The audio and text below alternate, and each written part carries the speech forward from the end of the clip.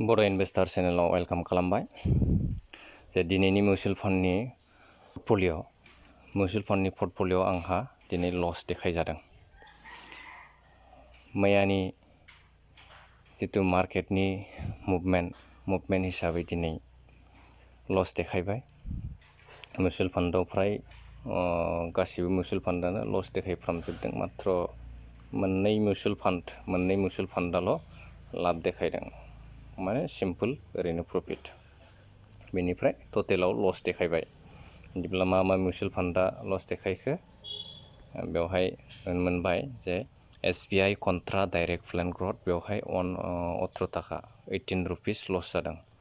SBI mid cap direct plan growth, SBI मेगनाम mid cap direct plan growth 88 rupees loss जादों।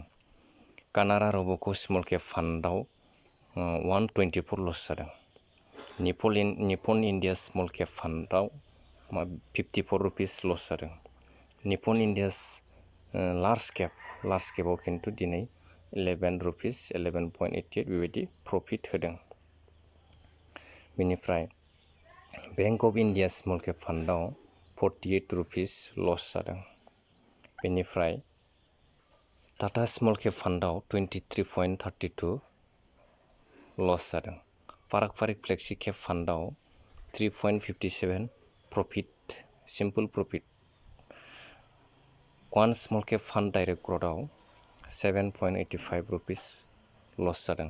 बेनिफ्राय last SBI small cap fund direct growth, बेवहायबो 8.96 rupees loss जादों।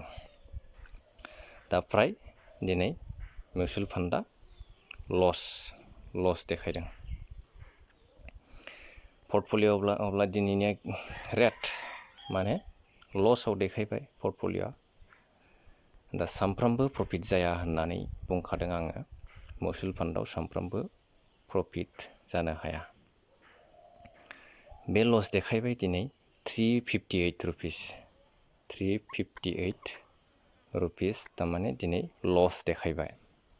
बेनिफ्राय टटेलाव दङ 6,310, 5%आनो दङ दासिमबो, 5.37%। मैयाबो सामथिं लस देखायदों। मैयाबो बिदिनो 200 बेसेबांबा लस देखायदों। आं मैया भिडिअ लाबोनो हायासै। दिनै खेबसेयैनो आङो भिडिअआवहाय देखायनाय जाबाय जे लस बा लस, मैयाबो लस, बेखौ मैयानि लसखौ बुंखाबाय आङो। दा दिनैनि लसआबो 358 मिन्स मैयाबो दिनैबो लस। दाखालिनि प्रफिटआ थाङै 6,800सो बेबायदि 6,800सो बेबायदि प्रफिटाव थांबायमोन। दा साननै ना सानथाम बेबायदि लसआवहाय बेसेबां देखायखो? साननैयानो लस जाबाय। साननै लसआव बेखिनि थाबाय, 6,310 बेबायदि थाफिनबाय। दा नायनो सानबेसे लस थांफिनो नुलांबाय थादों दा नोंसोरो। जेन'बा नेक्स्ट थांखांनाय प्रिभियास भिडिअफ्राव नोंसोरो नायजोबब्लानो फिन गासिबो फारि नायबोजोबबानो नुगोन जे मिउचुवेल फान्डआव माला बबे समसिम लस देखायो आरो बबे समनिफ्राय प्रफिट देखायफिनदों। बेखौ नोंथांमोना आंनि पर्टफलिय'खौ नायबाय थायोब्लानो, सिरियालै नायबोबाय थायोब्लानो बुजिनानै मोनगोन जे लसआ लस खैदिन देखायो। दा नै लस दिन नालाय, लस दिनाव साननैसो लसखौनो नुबाय थानो मोनसिगोन। मानो होनबा कम्पानिनि सायावसो बेफोरो। कम्पानिया मा होनदों? बे जाय कम्पानिया गासैबो मिउचुवेल फान्डआव जे लस देखायदों, दा कम्पानिनि गासिबो कम्पानिनि रेलिया गाहाय फारसे ओरैहाय थांनायनि साननैसो बेबायदि गाहाय फारसे थांनायनि चान्सआव दङ। साननैसो बेबायदि गाहाय फारसे दावख्लायोब्ला, कम्पानिया जुदि लस जायोब्ला, जोंनि मिउचुवेल फान्डआव इनभेस्ट खालामनायाबो जोंबो लस जाफानो गोनां जायो। जों कम्पानियावसो शेयार बाहागो लायो नालाय, माखासे जोंनोबो इनभेस्ट खालामनायनि सुबिदाखौ होयो नालाय, जोङो बिसोर कम्पानिया ग्र' जायोब्लासो जोंबो मा जागोन, जोंनि फैसा बाहायनाया जोंबो बिसोरजों लोगोसे ग्र' जाफागोन। बेबायदिनो फारसे फैगोन आरो गोजौ फारसे थांगोन, नाथाय कम्पानिया लासैनो गोजौ फारसे थांबाय थायो लासै लासैनो। बे जाबाय लं टार्म इनभेस्ट खालामबाय थायोब्लानो जोङो गोजौ फारसे जोंनि प्रफिटखौ नुबाय थानो मोनगोन लासै लासै। जे इनभेस्टेड भेलुआ जेसेबां जागोन प्रफिटआबो बेबायदिनो जोङो नुलांबाय थागोन, रिटार्नखौ बेबायदिनो नुलांबाय थागोन। मिउचुवेल फान्डनि SIP पावारा बेनो, बेबायदिसो। नोङो दा साननैसो लसखौ नुनो मोनबाय थाथ'सिगोन, बिदिब्ला लसनि भिडिअ'खौबो देखायगोन, प्रफिटनि भिडिअ'खौबो देखायगोन। बेवहाय थगायनायनि खुनु जेबो राहा गैया। बेवहाय जोङो लस नुदोंब्लाबो नाथाय बे लसआ रिकभार जाफिनो सानसे समाव। रिकभार जानायखायनो जोङो जोंनि ग्रथखौ नुनो मोनबाय थायो।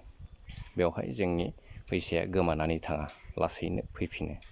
नाथाय सानसे समाव गोबां लस, नोंनि केपिटेलाबो लस जानायखौबो नुनो मोननो गोनां जानो हानाय माखासे कन्डिसननि जाहोनाव। कन्डिसन माने बेनो, कम्पानिफ्रा डाउन फारसे जुदि बांद्राय घटना जुदि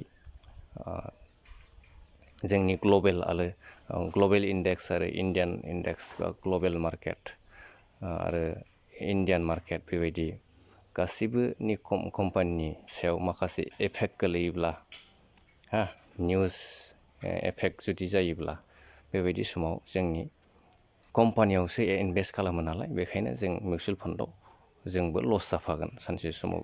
आरो बेबायदिनो लं टार्मावहाय कम्पानिया दावखोफिनोब्ला जों जोंनि रांखौ नुफिनजोबगोन आरो सानसे समाव। दिनैनि जिथु लसनि पर्टफलिअ' बेखौ आं बेखिनियावनो दोनथ'नाय जाबाय। दिनैनि भिडिअ' बेखिनियानो। आरो भिडिअ'खौ गोदानै नुदोंब्ला लाइक, साबस्क्राइब खालामदो।